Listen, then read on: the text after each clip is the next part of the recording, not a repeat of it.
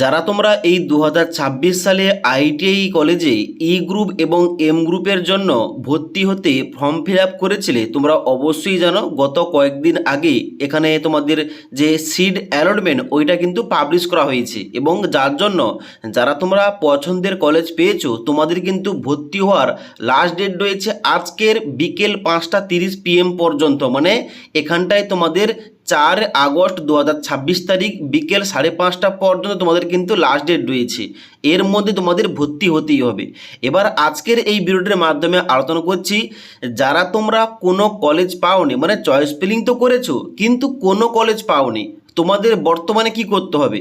দ্বিতীয় নম্বর, যারা হয়তো কলেজ পেয়েছো কিন্তু পছন্দের কলেজ পাওনি এবং তার সঙ্গে সঙ্গে তোমাদের এখনো পর্যন্ত আপগ্রেড অপশানটা দেওয়া হয়নি, তোমরা কি করবে। সবার প্রথমে বলে দিচ্ছি, যারা তোমরা আইটিআই ই গ্রুপ অথবা আইটিআই এম গ্রুপের জন্য চয়েস ফিলিং করেছিলে, মানে 5টি 10টি কলেজের নাম সিলেক্ট করেছিলে, কিন্তু যখন তোমাদের এখানে সিট অ্যালটমেন্টের রেজাল্ট বের হলো তোমরা কোনো কলেজই পাওনি, এবং এখানটায় বর্তমানে ড্যাশবোর্ডে এখানে লগ ইন করলে এখানে দেখা যাচ্ছে যে you have not been allotted any seat based on your rank and the choice you submitted, please wait for the allotment result of the next phase of counseling।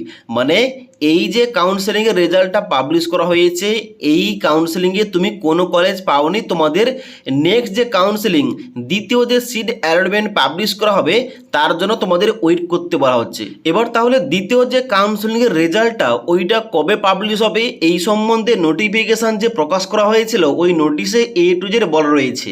এখানটায় দেখতে পাচ্ছ নিচের দিকে আসার পর 6/8/2026 তারিখে বলা হচ্ছে second phase allotment will be publish, candidate can view allotment of seat at their log in. মানে তোমরা লগ ইন করে পুনরায় চেক করতে পারবে তুমি কোন কলেজটা পেয়েছো কিংবা পাওনি। ওকে, মানে এটা কিন্তু পাবলিশ করা হবে আগামী 6/8/2026 তারিখে। তাই যারা তোমরা এখনো বর্তমানে ফার্স্ট কাউন্সেলিংয়ে কোনো কিছু কলেজ কিংবা ট্রেড পাওনি তোমাদের কিন্তু অবশ্যই 6 আগস্ট 2026 তারিখে এখানে যে সেকেন্ড কাউন্সেলিং রেজাল্ট পাবলিশ করা হবে, মানে 6 তারিখে তোমাদের লগ ইন করে চেক করতে হবে তুমি কোন কলেজটা পেয়েছো।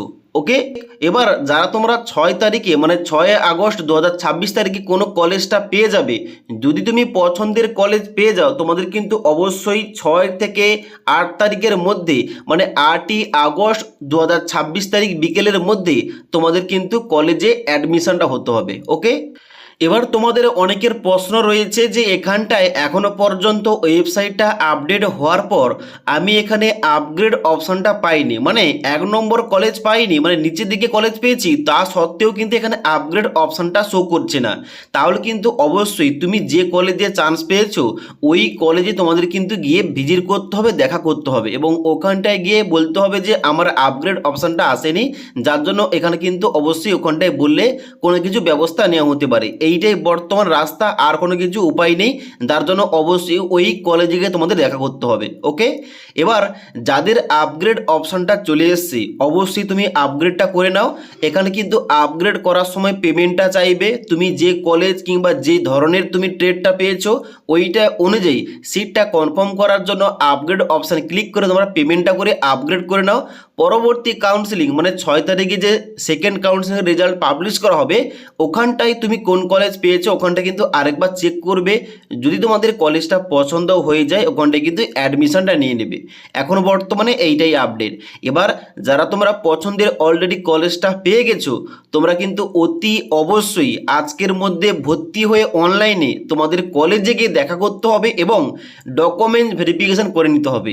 ডকুমেন্টস ভেরিফিকেশান করার জন্য কী কী লাগবে এই টপিকে অলরেডি আমাদের চ্যানেলে ভিডিও দেওয়া রয়েছে, না দেখে থাকলে নিচের লিঙ্ক থেকে দেখতে পারো। এবার তোমাদের মধ্যে আবার অনেকেই রয়েছে যারা চয়েস ফিলিংই করেনি, মানে কলেজে ফর্ম ফিল আপ করেছিল কলেজে ভর্তি হওয়ার জন্য কিন্তু চয়েস ফিলিং করার সময় হয়তো চয়েস ফিলিং করতে পারেনি কিংবা করেনি, তাদের কি হবে? তাদের জন্য একটাই রাস্তা রয়েছে, কলেজে গিয়ে অবশ্যই দেখা করতে হবে যে কলেজে তুমি অ্যাডমিশনটা হতে চাও ওই কলেজে গিয়ে জিজ্ঞেস করতে হবে সিট সংখ্যা রয়েছে কিনা। তাছাড়া যদি ওখানটায় আইএমসি কোটা থাকে অথবা তুমি যদি প্রাইভেট আইটিআই কলেজে ভর্তি হতে চাও তোমরা কিন্তু অবশ্যই ভর্তি হতে পারো, তবে ওখানটায় কোটায় ভর্তি হলে খরচাটা একটু বেশি হবে, আর কিছু না।